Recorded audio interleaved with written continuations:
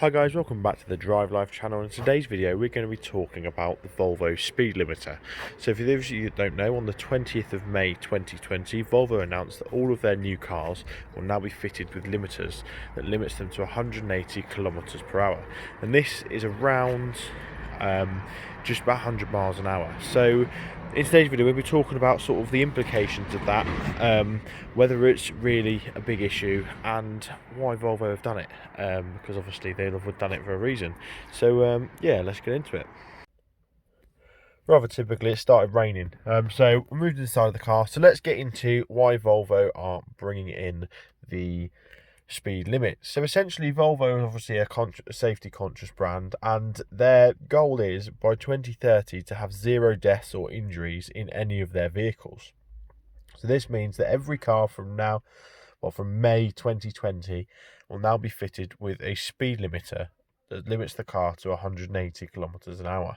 So this was met by a lot of resistance by the car community, because I think people don't like the idea of being limited to a particular speed. But if you look at it, speed limiters have been in for a long time. In German cars, BMWs, Mercedes, AMGs, that sort of thing, they've been in since the early 70s, where cars were then starting to become capable of reaching over 250 kilometers an hour.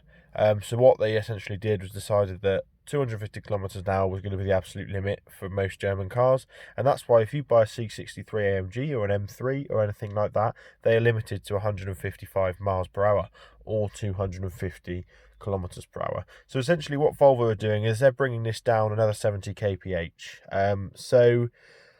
The reason they're doing it is, again, obviously to try and save lives, save injury, and I think the reason most people are so annoyed about it is because actually they want the freedom to be able to do whatever they want. I can imagine the Polestar cars, if you're going to do a track day in those, limited to 180 kph, which is less than 120 miles an hour, will prove to be a bit of an issue. But in terms of day-to-day driving, you've got to look at the reality of whether how often do Volvo drivers ever actually exceed 110 miles an hour.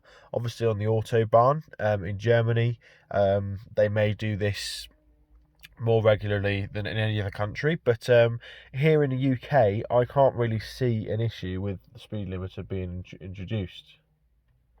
So that's my sort of thoughts, because the last time I went over 110, wasn't, well, I have done it once in this car, but it's not a regular occurrence, and to be honest, most people won't even know that the limiter's been implemented at all, because they won't ever reach those speeds in their cars.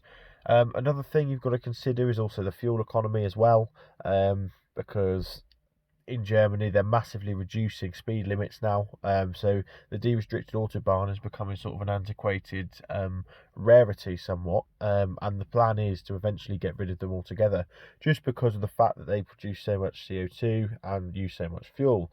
Now I'm not arguing either way. I quite like the idea of being able to drive unlimited, but even so, I think even at 70 miles an hour this car's using 35, but between 45 and 35 mpg.